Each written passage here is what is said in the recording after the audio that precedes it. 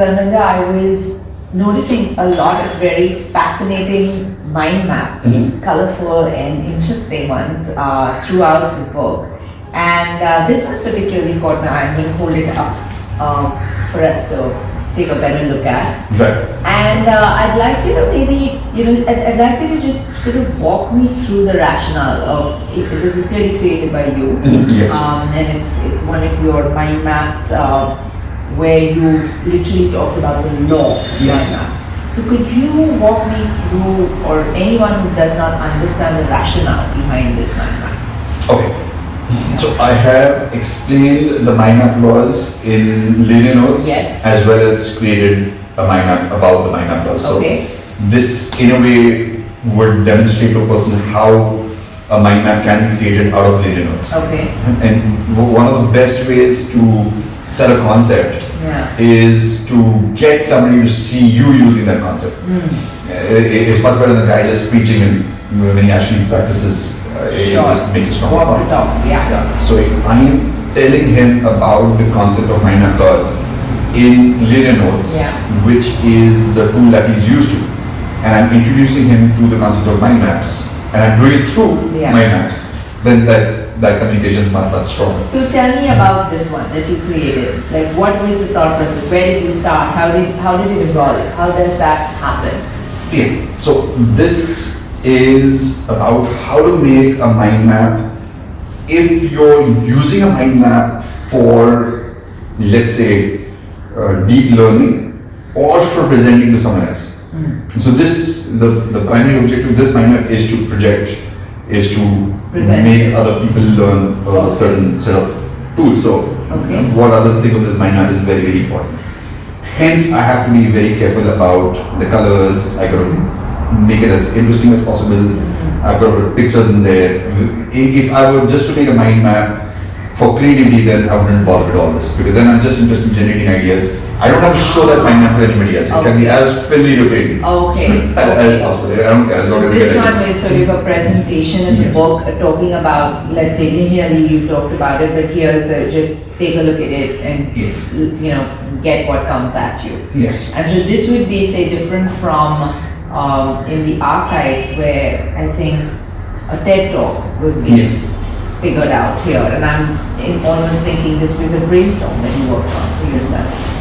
I worked on a brainstorm before the talk, but this was a summary of the talk that I'd given.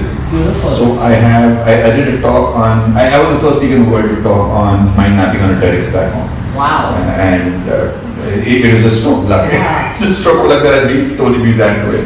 But that's fascinating. I mean, that's fascinating this is TED Talk material, absolutely, and it's succinct enough to show it, and you get it away. And I think you've given us an exercise in the book that I thought was really interesting, and I'm going to try it out with mind mapping, something that you watch a video on, Yeah. or mind mapping a book that you read. Right. So how does that work? And I'm particularly curious about the book part, because one of the major problems I have, I don't know if anyone else has this, I read really slowly. I'm not a speed reader. That's actually a good thing. I'm a kind of person who, I'm your ideal mind map junkie. I read something and then I read it again.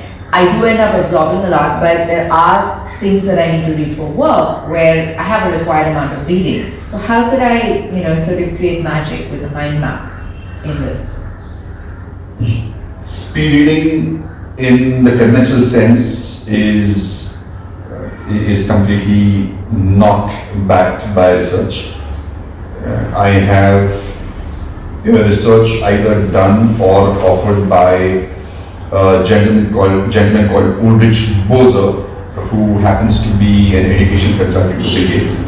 I'm in touch with him. I've read his books. I found pointed out errors in his books. So I'm a consultant to a consultant of Bill Gates, though he doesn't pay me any fees. And he's given us the latest research on speed reading, in that it doesn't work. The concept of speed reading does not work. And for people who want more details, it's on my blog. The blog article is titled "Speed Reading is Dog Shit." Okay, so as you can see, I love being diplomatic. So one of the ways there are two ways which are the best ways known to mankind, research back, to move information from short-term memory to long-term memory. One is spaced study. So it's very difficult to read something and just memorize it there and then. You need to review it. So that's where spaced study comes in. You keep on, say, maybe reviewing it, and I'm going to talk about what review means. That's the second part. Yes. The first part is space study, and the second part is self-testing. So the self-testing part here. You've got to do space study. That means, let's say you read a book just now. Yeah. You decide that you want this portion of the book to be in your long-term memory. Ideally, you should make a mind map, because every time you study, you can't be studying a 200-page book. You've got to make a condensed version, and one of the best ways is to make a mind map. You find a better way to condense it, please go ahead. Okay. So then you do a self-test after maybe an hour, maybe a week, maybe 2 or 3 months, and after about 5 or 6, it's in your long-term memory. And that's the way the memory works. Now, the second part is a self-test. You got to do a self-test. That means you got to look at the original mind map, make your own mind map, and then compare it.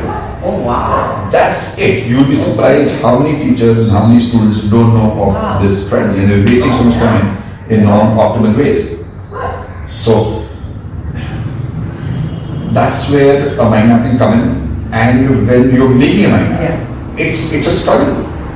It's like an exam, right? Yeah. You read something and now you got to make a mind map. It's like you're being questioned on what you read and what you understood. So, if I'm getting this right, read the book. Yeah. Read it with a complete sense of openness. Like you're taking it in, you're finding it interesting. At this point, you're not really holding on to it so much. Yes. You're just sort of letting it all flow. Yes. And then close the book at the end, or maybe the end of a paragraph or a chapter that you found really relevant and interesting, and then get your mind map out and really play with it and just sort of sink into what stayed with you.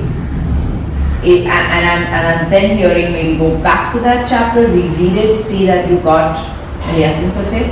Is that kind of how I could get more out of a book?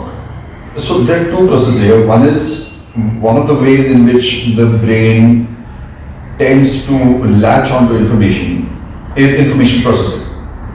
So plenty of people read a book and then they do nothing about it. Or they'll see a movie, they'll see a web series, they'll attend a seminar, and then just do nothing about it. Yes. And after a week, you ask them, so what is the book all about? Yes. And he'll ask you, which book? Yeah. So that's the concept of information processing. Right. So if you get information, you do nothing with it. Right. A part of the brain called the hippocampus deletes it because from your memory. because you got to think your brain, and that happens in sleep. So how do you process it? You can process it by making a mind map. I could go to a movie and I could tell you the story about the movie. Then I will have to recall, and I'll have to tell you what I understood in the memory. Again, I'm getting deeper into my brain there. So that increased my understanding and retention of the movie. Or I could write a blog about it. So that process is absolutely critical. So that itself is one major way in which you are resolving a book. Do you mind map every book that you read?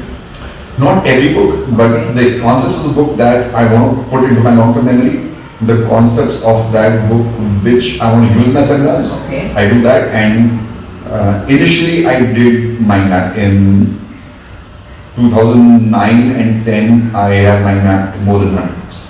Wow.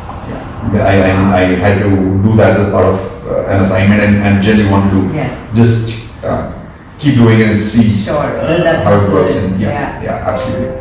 So my biggest use of mind maps is more for planning and creative thinking. So if you are reading book, you process the information by putting in mind map format. A huge amount of comprehension and retention is happening anyway because you're just focusing and bringing it back to. And I think this would be helpful for anyone watching this video who is a lover of really, digesting a concept. We read so many interesting concepts. I mean, we're right here. My library has all these books which have been read or are waiting to be read. And yes, I often struggle with that. Like I'll have it and then I'll have post-its and then I've forgotten what the post-it's about. So Right. what I'm hearing is almost take that book, get, the key parts that I want to commit to long-term memory, mind map it and maybe just stick that mind map into the book so that Yes. when I'm referring to it back again, I have the entire, storage system file. Right Yes, there. and just have 5 or 6 space ready sessions set up in Google Calendar so you get an update.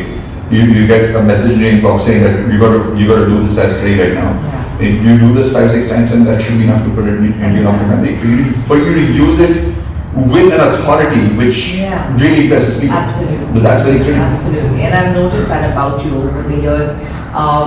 The authority that you speak on a concept, you're really clear about it. You have such a vast tributary of information and trivia and just nuggets of knowledge, and that looks like mind map completely being used, Yeah. practically speaking. Yeah. Great.